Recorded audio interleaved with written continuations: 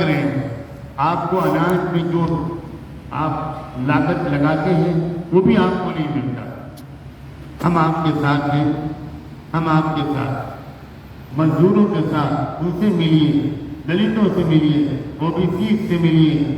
جو O B C آبادی اس ملک میں 52% سے بھی زیادہ ہے, اکثریت انہی کی ہے.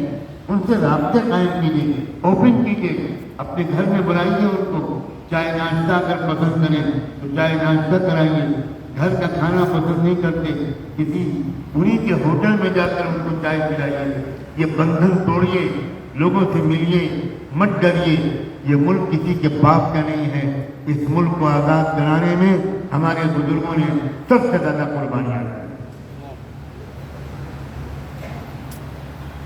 کاہے کا ڈر, کاہے کا احساس کمتری, جس چیز کی وجہ سے ہم بالکل عجیب طرح کے ڈرپوک قسم کے شہری ہو گئے. ہمیں اپنی نیت پر پورا بھروسہ ہے. ہم اس ملک کے سچے خیرخواہ ہیں. ہم بھارت کو دنیا کی ترقی کا امام دیکھنا چاہتے ہیں. ہم بھارت کو حقیقی معنی میں وشو گرو بنتا ہوا دیکھنا چاہتے ہیں. لیکن کون سا وشو گرو؟ وہ وشو گرو جس سے لوگ دنیا میں اچھائیاں سیکھیں, بھلائیاں سیکھیں, انصاف سیکھیں. کسی کا گریبان پکڑ کے 2 جوتیاں مار کر کہیں کہ میں تمہارا وشو گرو ہوں. بھائی ایسے وشو گرو سے تو اللہ ہی بچائے. یہ دہشت گردی, یہ آتنکواد, یہ جو کچھ ہو رہا ہے اس کی زیادہ لمبی عمر نہیں. مسلمانوں جاگ جاؤ, اس ملک کو بچاؤ. پہلے بھی تمہیں نے اس ملک کو بچایا تھا, اب بھی علماء مصطفیٰ کے علاوہ مجھے تو کوئی اور اس ملک کو بچانے والا نظر نہیں ہے. اپنے دل کو بڑا کرو, اپنی معلومات بڑھاؤ. پڑھے لکھے لوگ اچھا مطالعہ کریں, پڑھیں, ہمارے ملک کی تاریخ کو پڑھیں. پڑھیں ڈاکٹر امبیڈکر نے ہندو دھرم کے بارے میں کیا لکھا ہے. میں مسلمان علماء کی تحریریں آپ کو نہیں بتا رہا. میں مولانا عبید اللہ کی کتاب تحفۃ الہند کا حوالہ نہیں دے رہا ہوں.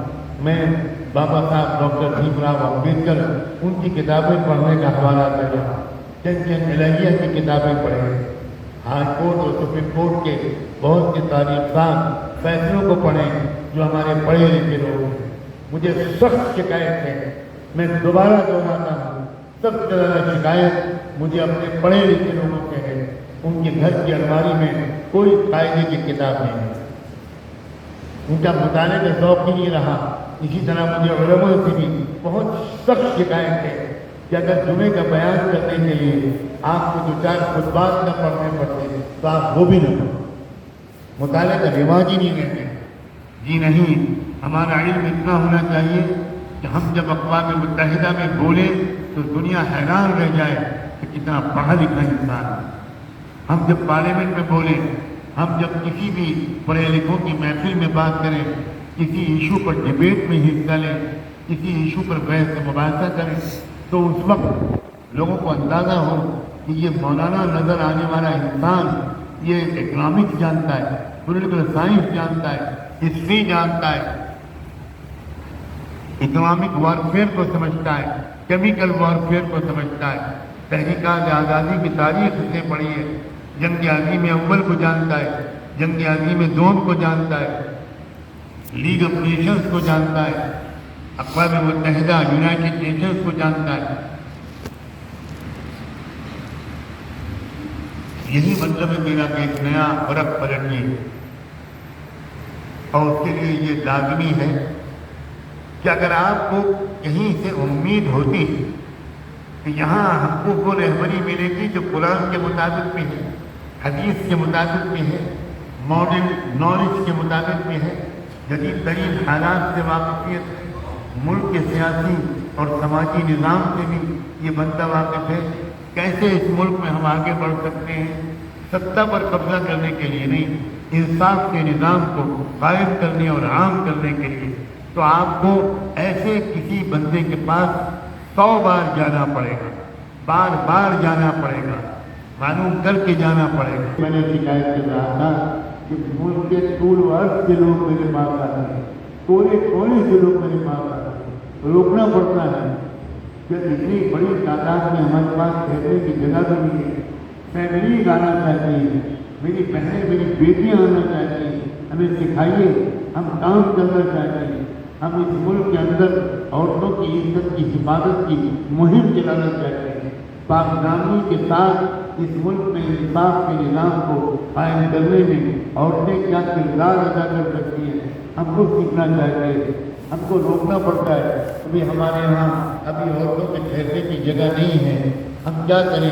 آپ مردوں کو بھیج دیجیے، عورتیں روتی ہیں، پھوٹ پھوٹ کے روتی ہیں، آتی ہے اور خانقاہ کے باہر ہوٹل میں ٹھہر کر خانقاہ کی مجلسوں میں شریک ہوتی ہیں، لیکن میں نے ابھی شکایت کی تھی نہیں آتے ہیں تو دھارواڑ اور ہبلی کرو۔ بالکل صاف لفظوں میں کہا تھا، خدا جانے آپ کے پیروں میں کون سی مہندی لگی ہے، کیا وجہ ہے کہ آپ ٹس سے مس نہیں ہوتے، آپ آگے نہیں بڑھتے، مجھے بیماری اور رمضان کی حالت میں آپ کی خدمت میں حاضر ہونا پڑا۔ یہ کیا طریقہ ہے؟ ایک متحرک قوم بنی، ایک بیدار قوم بنی، ایک حساس، باشعور، فعال اور ہائپر ایکٹیو قوم بنی۔ انشاءاللہ اللہ کا شکر ہے، یہ میرا کوئی کمال نہیں ہے، یہ اللہ نے اپنے فضل سے مجھے ایسے گھرانے میں پیدا کیا جو 3 پشتوں سے اس ملک کی خدمت کر رہا، تحریک خلافت، تحریک آزادی، مذہب میں مشاورت، مسلم پرسنل لا بورڈ، دینی تعلیمی کونسل، یہ سب کچھ اللہ کا شکر ہے، اس کا میرے گھر سے خاص تعلق ہے۔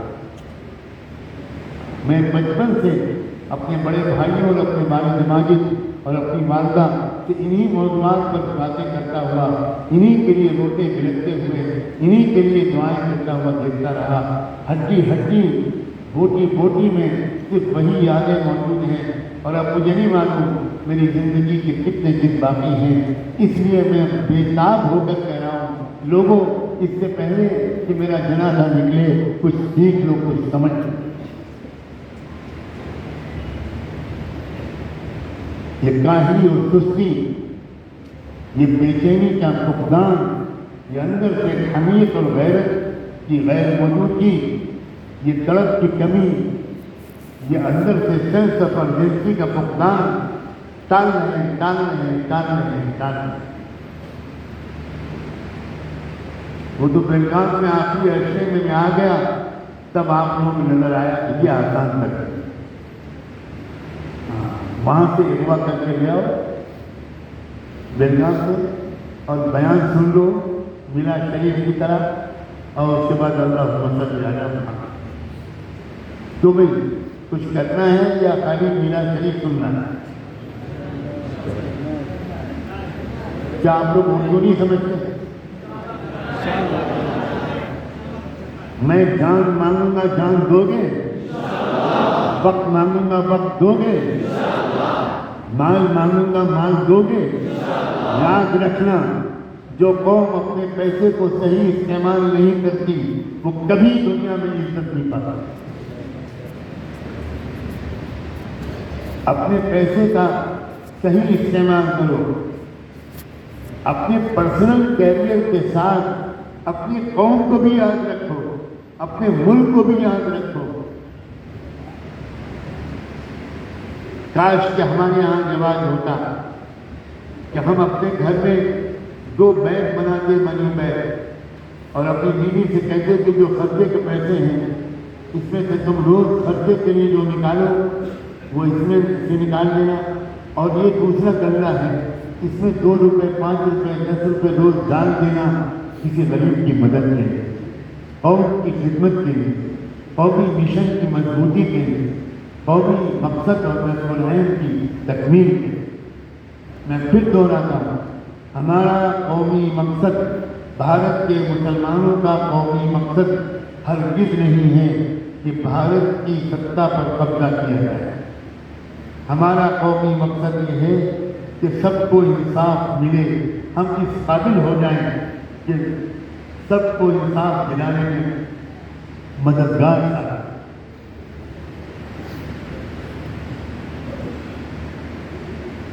آنے والا جو الیکشن ہے آپ سینکڑوں لوگوں سے سن چکے ہوں گے، یہ ملک کی تاریخ کا سب سے خطرناک ہے۔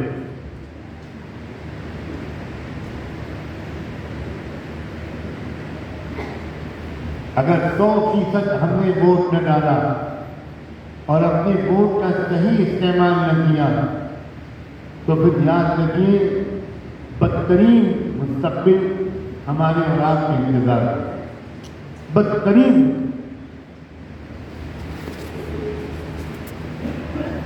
پھر کہاں کی اذان اور کہاں کی نماز، کہاں کی مسجدیں اور کہاں کے مدرسے، جب اس دستور کی موجودگی میں اتنا ظلم ہوا ہے تو جب دستور ہی بدل جائے گا تو پھر آپ کسی شکایت کریں۔ ہمارے بہت سے لوگ سمجھتے ہیں یہ ووٹ ڈالنا، الیکشن میں حصہ لینا، یہ دین سے کیا تعلق؟ کچھ لوگ سوچ رہے ہوں گے کہ حضرت نے دینی مجلس میں ووٹ کا ذکر کر دیا، میں اس کو پاگل پنا کہوں کیا کہوں؟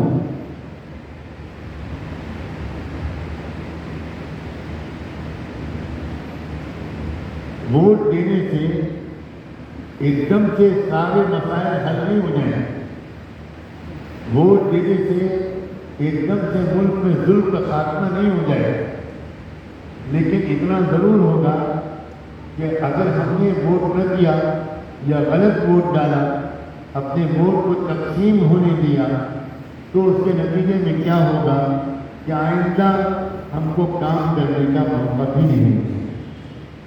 اور اگر ہم نے ووٹ صحیح ڈالا، ایک طرف کو ڈالا، اس ملک کی جو سب سے ظالم طاقت ہے اس کو سرکار بنانے سے روکنے میں ہمارا ووٹ استعمال ہو گیا، تو اس کے بعد سے ہم کو کچھ کام کرنے میں آسانی ہوگی، ہم کچھ کام کر پائیں گے۔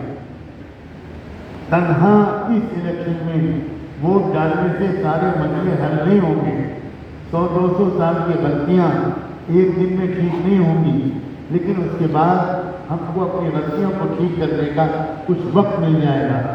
اگر خدا نہ خواستہ آپ نے ووٹ نہ ڈالا یا آپ نے کئی طرف اپنے ووٹ کو تقسیم کر دیا، برادری کے نام پر ووٹ دے دیا، مسلک کے نام پر ووٹ دے دیا، رشتے داری کے نام پر ووٹ دے دیا، اور یہ بھی یاد رکھنا کہ سامنے والی مخالف پارٹیاں وہ زیادہ سے زیادہ مسلمانوں کے ووٹ کو کئی طرف تقسیم کرنا چاہے، یہی ان کا ہتھیار ہے۔